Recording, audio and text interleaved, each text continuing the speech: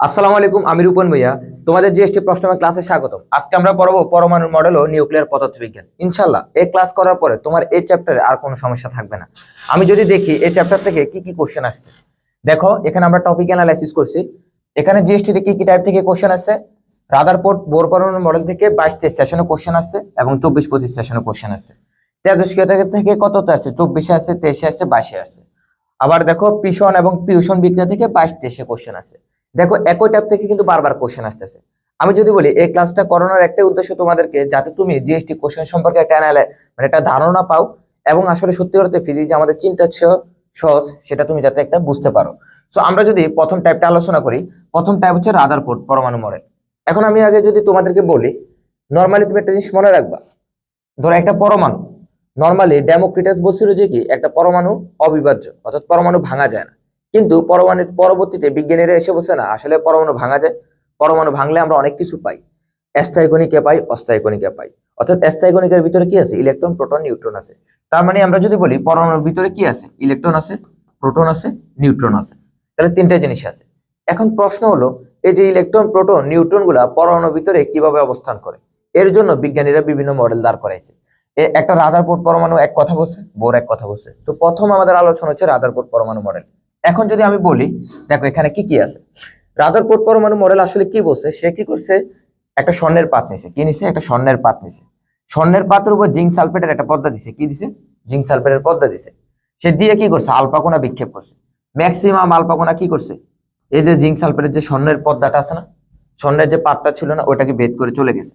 কিন্তু কিছু জিনিস ব্যাক করছে, মানে 99.99% চলে গেছে। তখন ব্যাক করছে, যেহেতু ব্যাক করছে তাহলে অবশ্যই কোনো না কোনো কিছু জিনিস ছিল যার সাথে আঘাত খাওয়ার কারণে তো ব্যাক করছে। তখন সে বসে পরমাণুর কেন্দ্রে একটা শক্তি কেন্দ্রীভূত অবস্থায় থাকে, একটা শক্তি কেন্দ্রীভূত অবস্থায় থাকে, যেটার সাথে আলফা কোণাটা লেগে ব্যাক করছে। আবার আরো একটা জিনিস বলছে, যেহেতু বেশিরভাগ চলে গেছে, সে আরেকটা জিনিস বলছে পরমাণুর বেশিরভাগ স্থানে ফাঁকা। এই যে আরেকটা জিনিস যে বলছিল, পরমাণুর শক্তি যে একটা কেন্দ্রীভূত অবস্থা থাকে কেন্দ্রে, এই জিনিসটা আসলে কি, সেটাকে বলছে সে নিউক্লিয়াস। কি বলছে, নিউক্লিয়াস। তাহলে এই যে নিউক্লিয়াস, নিউক্লিয়াস। এখন নিউক্লিয়াসের ভিতরে কি থাকে, প্রোটন এবং নিউট্রন থাকে। কি থাকে, প্রোটন এবং নিউট্রন থাকে, প্রোটন এবং নিউট্রন থাকে। তাহলে এখন প্রশ্ন হচ্ছে ইলেকট্রন গুলো কোথায় থাকে। তো রাদারফোর্ড পরমাণু মডেল বলছে যে ইলেকট্রন গুলো কি করে, নিউক্লিয়াসকে কেন্দ্র করে চারপাশে ঘুরতে থাকে। এখন প্রোটন এবং নিউট্রন কোথায় থাকে, নিউক্লিয়াসে থাকে। জাস্ট এতটুকু বুঝতে পারলে এনাফ।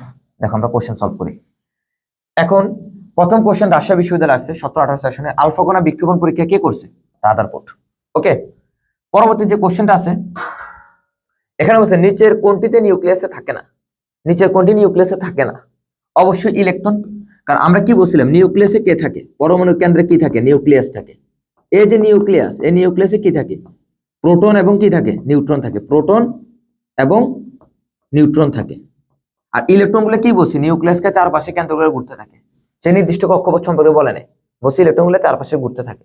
তাহলে আমরা অবশ্যই নিউক্লিয়াসে আমি শিওর যে আমরা কি বলতে পারি, ইলেকট্রন থাকে না, বাকিগুলো থাকতে পারে। ঠিক আছে, নিউট্রন থাকে, প্রোটন থাকে, এত ক্লিয়ার। এখন যদি বলি জিএসটি সেই কাঙ্ক্ষিত কোশ্চেনটা 22-23 সেশনের কোশ্চেনটা আসছে। এখন এখানে একটা কোশ্চেন ছিল, এখানে বলছে নিউক্লিয়ার বন্ধন শক্তি হলো নিউক্লিয়াস একাত্রে বেঁধে রাখার শক্তি। এখন নিউক্লিয়াসে একাত্রে বেঁধে রাখবে কাকে, নিউক্লিয়াসে কে আছে, প্রোটন এবং নিউট্রন। প্রোটন এবং নিউট্রনকে কি করে, নিউক্লিয়ার বন্ধন দ্বারা বেঁধে রাখে। তাহলে প্রোটন এবং কি নিউট্রন হবে এটার আনসার। খুব সিম্পল কোশ্চেন ছিল, তুমি যদি কনসেপ্টটা বুঝতে পারো কোশ্চেন একদম তোমার জন্য ইজি। ওকে, এখন যদি দেখি আমরা পরবর্তীতে মডেল, সেটা হচ্ছে বোর পরমাণু মডেল। এখান থেকে আবার জিএসটিতে কোশ্চেন আছে, দুটো কোশ্চেন ছিল। এখন আমি যদি বলি বোর পরমাণু মডেল কি বলছে, রাদারফোর্ড তো বলছে যে কি ইলেকট্রন গুলা কি করে, নির্দিষ্ট কক্ষপথ বলেন চারপাশে ঘুরতে থাকে নিউক্লিয়াসকে কেন্দ্র করে। কিন্তু বোর পরমাণু বলছে না, ইলেকট্রন গুলো কি করে, নির্দিষ্ট কক্ষপথে ঘুরতে থাকে। তাহলে কি করে, নির্দিষ্ট কক্ষপথে ঘুরতেছে, নিউক্লিয়াসকে কেন্দ্র করে ইলেকট্রন গুলো কি করতেছে, নির্দিষ্ট কক্ষপথে ঘুরতেছে। যেহেতু নির্দিষ্ট কক্ষপথে ঘুরতেছে, তার মানে সেখানে অবশ্যই একটা শক্তি লাগবে, বা শক্তি ছাড়া কি ঘুরতে পারবে, তার মানে একটা শক্তি লাগবে। আর যেহেতু নির্দিষ্ট কক্ষপথে ঘুরতেছে, তার মানে এখানে একটা ব্যাসার্ধ অতিক্রম করা লাগতেছে। তাহলে ব্যাসার্ধের একটা সূত্র আসবে। তাহলে এখান থেকে দুটো সূত্র পাইছি, একটা হলো শক্তির, আর হলো কিসের পাইছি, ব্যাসার্ধের। এতটুকু ক্লিয়ার। এখন এখান থেকে মেইনলি কোশ্চেনটা আসে, সূত্রটা আমাদের মুখস্থ রাখতে হবে যে মাইনাস এম টু দি পাওয়ার এত এত এত। কিন্তু এখানে তুমি একটা জিনিস চিন্তা করো, এম এর মান কি, ইলেকট্রনের ভর, ই মানে ইলেকট্রন চার্জ, এপসিলনের মান ফিক্সড, প্লাঙ্কের ধ্রুবক সবই ফিক্সড। তুমি যখন এই মানটাকে ক্যালকুলেট করবা, ক্যালকুলেটরে বসাবা, তখন তুমি একটা মান পাবো -13.6 ইলেকট্রোভোল্ট। তাহলে এখান থেকে আমি লিখতে পারি En ইকুয়াল টু -13.6 ইলেকট্রোভোল্ট। কিন্তু n স্কয়ার মানে কি? কক্ষপথের সংখ্যা। তাহলে n স্কয়ার এখানে আমরা লিখতে পারি। n মানে কি? কক্ষপথের সংখ্যা। n মানে কি? কক্ষপথের সংখ্যা, মানে কততম কক্ষপথে আছে। তাহলে প্রত্যেকটা মান যেহেতু ফিক্সড, সেটাকে আমরা ক্যালকুলেট করছি। তাহলে এই ফর্মুলাটা খুবই গুরুত্বপূর্ণ, তুমি এটা মনে রাখবে। En ইকুয়াল টু -13.6 বাই কত? n square. যদি বলে n এর মান দ্বিতীয় কক্ষপথ, তাহলে n এর মান 2 বসাবা। দ্বিতীয় কক্ষপথে ইলেকট্রন শক্তি, তাহলে n এর মান 2 বসাবা। যদি বলে তৃতীয় কক্ষপথে n এর মান ইলেকট্রন শক্তি বের করতে, তাহলে তুমি কত বসাবা? 3 বসাবা। সেম ভাবে ব্যাসার্ধের ক্ষেত্রে তুমি একটা চিন্তা করো তো, n স্কয়ার ছাড়া বাকি যা আছে সব কি ফিক্সড না? তো সব কি ফিক্সড ভ্যালু না? তুমি যখন মান বসাবা সেখানে কত পাবা? Rn ইকুয়াল টু কত পাবা? 0.53 angstrom. 0.53 angstrom into n square. Just যত কক্ষপথ বলে তত দ্বারা গুণ করবা। তুমি যদি এই ফর্মুলা দুটো জানো, তাহলে অনেকগুলো ম্যাথ তোমার জন্য ইজি হয়ে যাবে। দেখো, আমরা যদি বলি জিএসটি তে কি টাইপের কোশ্চেন আছে, এখানে একটা কোশ্চেন ছিল খুবই ইন্টারেস্টিং। হাইড্রোজেন পরমাণুর প্রথম বোর বসে কক্ষপথে শক্তি দেওয়া আছে এত। আচ্ছা, তারপরে বসে দ্বিতীয় কক্ষপথে শক্তি কত? তাহলে দ্বিতীয় কক্ষপথে শক্তি চাইছে, En চাইছে। তাহলে আমরা কি বলছিলাম? -13.6 ইলেকট্রোভোল্ট বাই কত? n square. তাহলে এখন বলছে দ্বিতীয় কক্ষপথে শক্তি, তাহলে বলো n এর মান কত হবে? বলো -13.6, n এর মান কত বলো? দ্বিতীয় কক্ষপথ, তাহলে 2 স্কয়ার মানে 4। তাহলে 13 কে যদি 4 দ্বারা ভাগ দাও, 3 দশমিক সামথিং পাবা। তাহলে কি অবশ্যই আনসার বি। খুব সিম্পল কোশ্চেন ছিল না? সেম আরেকটা কোশ্চেন আমরা সলভ করি, ঠিক আছে? দেখো, এখানে দেখো, এটা কুমিল্লা বিশ্ববিদ্যালয় আছে, জাহাঙ্গীরনগর বিশ্ববিদ্যালয় আছে, রাজশাহীতে আছে, অনেক জায়গায় আছে, ঢাকা ইউনিভার্সিটিতে আছে, আসতে আছে, জেএনইউতে আছে। সো এই টাইপটা কিন্তু তোমার জন্য গুরুত্বপূর্ণ। এখানে সেম একটা কোশ্চেন আছে, বোরের পরমাণুর অনুসারে হাইড্রোজেন পরমাণুর প্রথম শক্তির মান দেওয়া আছে তো -13.6। তৃতীয় শক্তি স্তরে ইলেকট্রনের মানে কি? তোমার শক্তি চাইছে তৃতীয় শক্তি স্তরে। তাহলে En ইকুয়াল টু কত লিখবো বলো? -13.6 ইলেকট্রোভোল্ট বাই n স্কয়ার। তৃতীয় কক্ষপথ চাইছে না, n এর মান কত বসাবা? 3 বসাবা। -13.3 মানে 3 স্কয়ার, তুমি 9। 13 কে 9 দ্বারা ভাগ দাও, 1 দশমিক সামথিং পাবা। তাহলে কত? আনসার কত? 1.5 -1.5। খুব সিম্পল না? জাস্ট তুমি যদি দুইটা ফর্মুলা মনে রাখতে পারো, বোরের ক্ষেত্রে একটা ইলেকট্রনের শক্তি আর হলে ব্যাসার্ধ, তাহলে মোটামুটি বোর এবং রাদারফোর্ড থেকে এতটুকু পড়লে হবে, ঠিক আছে? আরেকটা কোশ্চেন সলভ করি আমরা, যেন আমরা পরবর্তী টাইপে যাচ্ছি। হাইড্রোজেনের n-তম কক্ষপথে ব্যাসার্ধ সমীকরণ কোনটা? আমরা একটু আগে বলছিলাম যে Rn ইকুয়াল টু কত? n স্কয়ার ইনটু কত? 0.53 অ্যাংস্ট্রম। কারণ তুমি জাস্ট এই যে মানটা পাইছো, ওটা কিন্তু ফিক্সড মান। তুমি যখন বসাবা ওই মানগুলো, মুখস্থ মানগুলো, তখন তুমি এটা পাবা ইনটু n স্কয়ার। জাস্ট কক্ষপথের মানটাই চেঞ্জেবল, ওটা চেঞ্জ হতে পারে। এতটুকু ক্লিয়ার? এখন দেখো, আমরা যদি বলি সেকেন্ড টাইপ, যেটা আমাদের সবচেয়ে গুরুত্বপূর্ণ, এখান থেকে জিএসটি তে 4টা কোশ্চেন আছে, ঠিক আছে? দেখো, আমরা এমন ভাবে তোমাকে টাইপটা দেখাবো, জাস্ট তুমি দেখে দেখে আনসারটা করতে পারবা ইনশাআল্লাহ। এখন যদি বলি তেজস্ক্রিয়তাটা আসলে কি, নরমালি পৃথিবীতে কতটি পরমাণু মানে মৌল পাওয়া গেছে? 114টি। এখন 118টি মৌল মেবি। পরমাণু যেগুলো হচ্ছে পারমাণবিক ভর 82 উপরে, সেগুলো থেকে হচ্ছে যে আলফা বিটা গামা রশ্মি নির্গমন হয়। এই যে আলফা বিটা গামা রশ্মি নির্গমন যে হয়, এই ঘটনাটাকে বলে তেজস্ক্রিয়তা। এখানে আমাদের জিনিসটা হলো অর্ধায়ুর ম্যাথ আসতো, গড়ায়ুর ম্যাথ আসতো। সো ম্যাথ গুলো আমরা কি করতাম? n equal to n not e to the power minus lambda into টি, অনেক কাহিনী করে ম্যাথটা করা লাগতো। বাট আজকে জাস্ট তুমি যদি এই লাইনটা জানো, ম্যাথটা আমরা দেখে দেখে সলভ করতে পারবো। ওকে, দেখো লাইনটা কি? তেজস্ক্রিয়তার অর্ধায়ু গড় জীবনের অর্ধায়ু যদি ম্যাথ বের করতে বলে আমাকে, জাস্ট তুমি মনে রাখবো 1/2 টু দি পাওয়ার n এ নিয়ে যাবা। অলওয়েজ কোথায় নিয়ে যাবো? 1/2 টু দি পাওয়ার n। এই যে 1/2 টু দি পাওয়ার n হলো অবশিষ্ট অংশ। এটা কি? অবশিষ্ট অংশ। এই যে n হলো কি? অবশিষ্ট পরমাণুর সংখ্যা। n হলো কি? অবশিষ্ট পরমাণুর সংখ্যা। জাস্ট সময় যদি তোমাকে বের করতে বলে ক্ষয় হতে কত সময় লাগবে, তাহলে জাস্ট n ইনটু এই যে n টা আছে না, n ইনটু অর্ধায়ু দিবা, জাস্ট শেষ আনসারটা। তাহলে আমি আবার বলতেছি, 1/2 টু দি পাওয়ার n হচ্ছে অবশিষ্ট অংশ। যদি তোমাকে সময় বের করতে বলে t into t equal to n into t half. Okay, just এতটুকু মনে রাখবা, অঙ্ক তোমার জন্য পানির মতো সহজ হয়ে যাবে। এখন দেখো, জিএসটি তে 24-25 সেশনে কোশ্চেন আছে। কি বলবো তোমাদের, কি বলবো, যে তুমি যদি ঢাকা ইউনিভার্সিটি, জাহাঙ্গীরনগর বিশ্ববিদ্যালয়, চট্টগ্রাম বিশ্ববিদ্যালয়, রাজশাহী বিশ্ববিদ্যালয় 10 বছরের কোশ্চেন যদি তুমি সলভ করে যেতে পারো, বিশ্বাস করো ভাই, তোমার জিএসটি তে হুবহু কোশ্চেন সব কমন আসবে। এটা বিভিন্ন ভার্সিটিতে আগে বহুতবার আসছে। তো আমি যদি বলি 2 ঘন্টা পর, মানে আমার এখানে সময় দেওয়া আছে, কি দেওয়া আছে? সময় দেওয়া আছে, টি দেওয়া আছে 2 ঘন্টা পর 1/16। তাহলে আমার একটা জিনিস বুঝতে হবে, 1/16, তাহলে আমার সবসময় কি বলছো? 1/2 টু দি পাওয়ার n এ নিয়ে যেত, তাহলে 1/2 টু দি পাওয়ার 4 লিখতে পারি। এত অংশ অবশিষ্ট থাকলে মৌলটির অর্ধ জীবন কত? তাহলে আমার কাছে চাইছে কি? অর্ধ জীবন মানে টি হাফ চাইছে। ওকে, তাহলে n এর মান কত বলো? n এর মান হলো 4। তুমি জাস্ট এটা নিলা। তাহলে তুমি কি বলছিলাম? সময়ের সূত্র কি? T into n into T half. তোমার কাছে কি বের করতে বলছে? অর্ধায়ু বের করতে বলছে। তাহলে তুমি জাস্ট টি হাফটা নাও, equal to T by N. T কত? যেহেতু আনসার মিনিটে দেওয়া আছে, 2 ঘন্টা মানে কত মিনিট? 120 মিনিট। 2 ঘন্টা মানে কত? 120 মিনিট ভাগ 4, তাহলে কত বলো তো? 4 দ্বারা ভাগ দিলে কত পাবা? 30 মিনিট। দেখো তো কত সিম্পল না? তোমার মূল টার্গেট হচ্ছে যে কি? 1/2 n এ নেওয়া। তাহলে এনটা কত পাবা? আর সূত্র এটা নিবা, T equal to n into T half. Okay, just শেষ 30 মিনিট। দেখো আমরা আরো অনেকগুলো কোশ্চেন সলভ করব। ঢাকা ইউনিভার্সিটিতে আছে 14-15 সেশনে। বলছে কোবাল্টের তেজস্ক্রিয় পদার্থের অর্ধায়ু দেওয়া আছে এত 5 বছর। তাহলে অর্ধায়ু মানে কি? টি হাফ দেওয়া আছে কত? 5 ইয়ার। কত বছর পরে? তার মানে কাছে টি চাইছে। ওই তেজস্ক্রিয় পদার্থের কমে প্রাথমিক অংশ 1/32 অংশের হ্রাস পাবে। তাহলে 1/32 কে আমরা কি করব? 1/2 n এ নিয়ে যাব। তাহলে এই যে 1/32 কে আমরা কি লিখতে পারি বলো? 1/2 তাহলে বলো তো এখানে n এর মান কত পাইছো? 5 পাইছো। তারপরে বলছি কোন সূত্র লিখবা? T equal to n into T half. এখন তোমার কাছে চাইছে কি? কত বছর পরে টি চাইছে, ঠিক আছে? এত অংশ ক্ষয় হবে। তাহলে n এর মান কত হচ্ছে? 5 পাইছো। তাহলে n এর মান 5 বসাও। টি হাফ মানে অর্ধায়ু কত দেওয়া ছিল বলো? অর্ধায়ু দেওয়া ছিল 5, তাহলে 25 ইয়ার, 25 বছর। দেখো কত সেকেন্ড লাগছে? 5 সেকেন্ড আমরা ম্যাথটা করতে পারছি, ঠিক আছে? দেখো এখানে আমরা আরো কোশ্চেন সলভ করব। জিএসটি তে 22 সেশনে কোশ্চেনটা আছে। এখানে বলছে কোন একটি যৌগের মধ্যে একই উপাদানের কিছু তেজস্ক্রিয় পদার্থ বিদ্যমান। তেজস্ক্রিয় পদার্থের অর্ধায়ু 25 বছর বলছে। তাহলে আমার অর্ধায়ু মানে কি? টি হাফ দেওয়া আছে। 100 বছর পর কত অংশ অবশিষ্ট থাকবে? তাহলে 100 বছর পর কত অংশ অবশিষ্ট থাকবে? তাহলে আমার কাছে টি দেওয়া আছে। কত অংশ অবশিষ্ট? তাহলে অবশিষ্ট মানে কি বলছে? 2n না? অবশিষ্ট অংশ মানে 2n না? তাহলে n এর মান বের করতে বলছে। তাহলে আমরা কি লিখতে পারি? T equal to n into T half লিখতে পারি না? পারি না? লিখতে পারি। এখন তোমার কাজ কি? n টা বের করবা। n সমান আমরা কত লিখতে পারি বলো? টি বাই টি হাফ লিখতে পারি। কত লিখতে পারি? টি বাই টি হাফ। তাহলে টি কত? 100। টি কত? 100। আর টি হাফ কত? 25। জাস্ট 25 দ্বারা ভাগ দাও, তাহলে 4 পাইছো। কত পাইছো? 4 পাইছো। তাহলে 1/n এর মান কত? 2^4। 1/2^4 মানে কত? 1/16। দেখো তো কত সিম্পল না? আমরা কাছে অবশিষ্ট অংশ চাইছিল। তাহলে অবশিষ্ট অংশ মানে 1/2n। যদি n এর মানটা বের করতে পারি তাহলে তো অবশিষ্ট অংশ বের করে ফেলতে পারছি। মানে কি বলবো, কত সিম্পল কোশ্চেন আসতেছে। ঠিক আছে, আমরা আরো কয়েকটা কোশ্চেন সলভ করি যাতে তোমার একদম বুঝতে সহজ হয়। তো এখানে বলছে অর্ধায়ু দেওয়া আছে, একটি ট্রিয়ামের অর্ধায়ু দেওয়া আছে, টি হাফ দেওয়া আছে। 25 বছর পর তার মানে টি দেওয়া আছে, কত অংশ অবশিষ্ট থাকবে? তাহলে অবশিষ্ট মানে কি? 1/2n চাইছে। কি চাইছে? 1/2n চাইছে। তাহলে আমাকে কি বের করতে হবে? n এর মান বের করতে হবে। তাহলে সূত্র কি? টি ইকুয়াল টু কত বলো? n into T half. তাহলে n এর মান কত বলো? টি বাই টি হাফ। টি মানে কি? সময়। তাহলে 25। টি হাফ মানে কত বলো? 12.5। তাহলে কত লিখতে পারি? 2 লিখতে পারি। ঠিক আছে, জাস্ট n এর মানটা 2 বসাও। 2 স্কয়ার, তাহলে 1/4। তাহলে 1/4 অংশ অবশিষ্ট থাকবে। বুঝতে পারছো?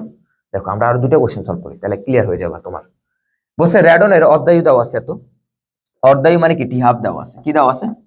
টি হাফ দেওয়া আছে। কত দিনে 75% ক্ষয়প্রাপ্ত হবে? তাহলে কত দিন মানে আমার কাছে সময় টি চাইছে। আমরা বলছিলাম যে অবশিষ্ট অংশ 1/75% ক্ষয় হয়েছে। আমরা সবসময় কাজ করবো কি? অবশিষ্ট নিয়ে। তাহলে 75% যদি ক্ষয় হয় তাহলে অবশিষ্ট কত পার্সেন্ট আছে বলো? 25% না? 25% না? তাহলে 25% মানে কত? 100 মানে 4/1 না? 25% মানে কি? 100% যদি আমরা হিসাব করি তাহলে 25% মানে কি? 1/4 না? মানে 4/1 তো বুঝাইছে। তাহলে এখন দেখো তো 1/2 স্কয়ার লেখা জানা যায় না? তাহলে n এর মান কত বলো? 2 পাইছো। n এর মান কত পাইছো? 2 পাইছো। তোমার কাছে চাইছে কত দিনে? কত দিনে মানে কি? টি চাইছে। টি ইকুয়াল কত? n ইনটু টি হাফ লেখা জানা যায় না? তাহলে n এর মান কত পাইছো? 2। আর টি হাফ মানে কত বলো? 3.82। তাহলে 3.82 3 দুগুণা 6, তাহলে কত বোঝা যাচ্ছে? 7.64। আশেপাশে গুলো তো হচ্ছে না। ঠিক আছে, দেখো খুব সিম্পল। পার্সেন্টেজ দেওয়া থাকলে আমার ভয়ের কোনো কারণ নেই। এটা আমাদের এই টাইপের লাস্ট কোশ্চেন। কোন একটি তেজস্ক্রিয় পদার্থের, এটা ঢাকা ইউনিভার্সিটি আছে, বিশেষ সেশনের রাজশাহী বিশ্ববিদ্যালয়তে কোশ্চেনটা আছে। কোন একটি, তার মানে অর্ধায়ুর ম্যাথ তোমাকে যেভাবেই দেওয়া থাকুক তোমার কোনো প্রবলেম হবে না আশা করি, জাস্ট তুমি যদি এই লাইনটা মনে রাখতে পারো। তাহলে বলছে কোন একটি তেজস্ক্রিয় পদার্থের অর্ধায়ু, অর্ধায়ু মানে কি দেওয়া আছে? টি হাফ দেওয়া আছে। 30 বছর পরে, তার মানে আমার টি দেওয়া আছে। একটি বস্তুখণ্ডের কত অংশ ক্ষয়প্রাপ্ত হবে? তাহলে ক্ষয়প্রাপ্ত যদি বের করতে চাই তাহলে আমাকে প্রথমে কি করতে হবে বলো? অবশিষ্ট অংশ বের করতে হবে। তাহলে অবশিষ্ট মানে কি? 1/2n বের করতে হবে। কি করতে হবে? 1/2n। যে কোনো বলে আমার n এর মান বের করতে হবে। তাহলে টি ইকুয়াল আমরা কত লিখতে পারি বলো? n into T half. তাহলে n এর মান কত বলো? টি বাই কত টি হাফ লেখা যায় কি যায় না? তাহলে টি টি মানে কত বলো 30 বছর সময়, আর অর্ধায়ু মানে কত বলো 15, তাহলে কত পাইছো 2, তাহলে এন এর মান কত পাইছো 2, তাহলে 2, তাহলে অবশিষ্ট কত থাকে বলো 1/4। এই জিনিসটা কিন্তু আমরা বলছিলাম অবশিষ্ট পরমাণুর সংখ্যা, এটা হলো কি অবশিষ্ট সংখ্যা। কিন্তু আমার কাছে প্রশ্নে কি অবশিষ্ট চাইছে যে 1/4 আনসার হবে? নো, আমার কাছে চাইছে ক্ষয়প্রাপ্ত। তাহলে ক্ষয়প্রাপ্ত কিভাবে বের করবা? যদি তুমি 1 থেকে অবশিষ্ট অংশ বাদ দাও তাহলে তো বাকিটুকু ক্ষয়প্রাপ্ত হয়েছে। তার মানে কত, আমরা যদি 1 থেকে বিয়োগ দিই তাহলে 1 থেকে যদি 1/4 বিয়োগ দিই তাহলে এটা পাবা ক্ষয়প্রাপ্ত অংশ, তাহলে কত 3/4 পাবা। আশা করি তোমরা এটা বুঝতে পারছো।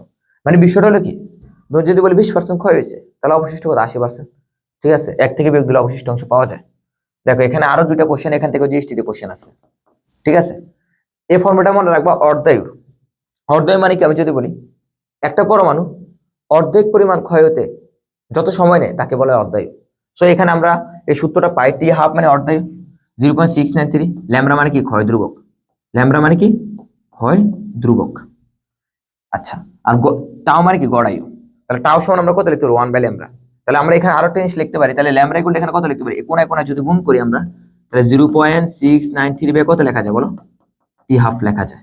কোনায় কোনায় ইন্টারচেঞ্জ করলাম, তাহলে এখানে আমরা টাও সমান আমরা আরো একটা জিনিস লিখতে পারি যে এখানে টাও সমান 0.693 বাই কত টি হাফ, এটা আমরা লিখতে পারি। উল্টাই দাও, তাহলে টাও ইকুয়াল আমরা আরো একটা জিনিস লিখতে পারি কত, টি হাফ মানে অর্ধেক কত 0.693। সবাই ক্লিয়ার? এখান থেকে কোশ্চেনটা দেখো, খুব সিম্পল একটা কোশ্চেন ছিল।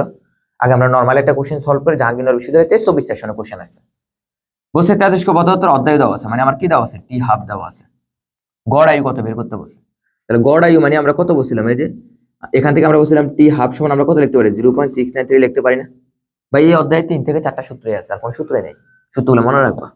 টি হাফ কত বলো 693, আর কত যাচ্ছে 0.693।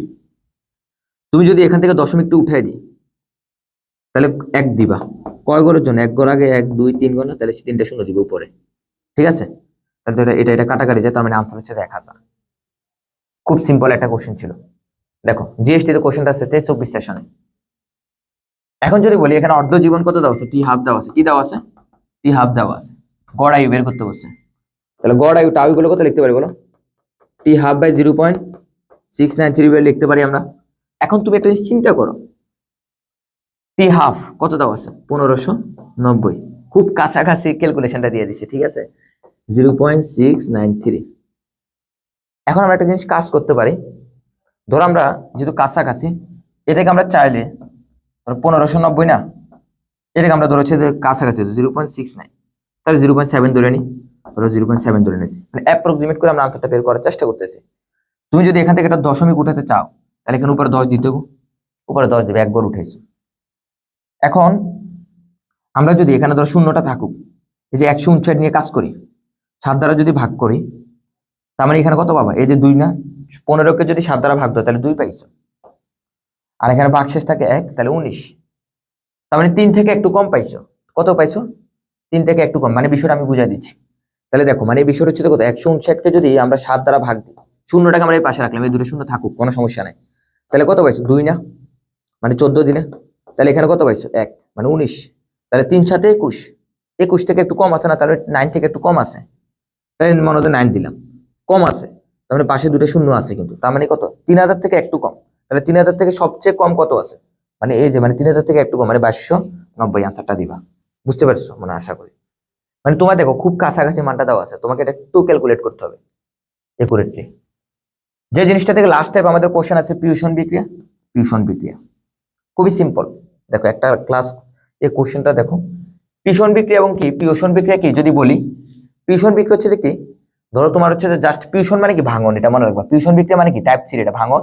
আর ফিউশন মানে কি জোড়া লাগানো, ফিউশন মানে কি জোড়া লাগানো, ফিউশন মানে কি ভাঙা।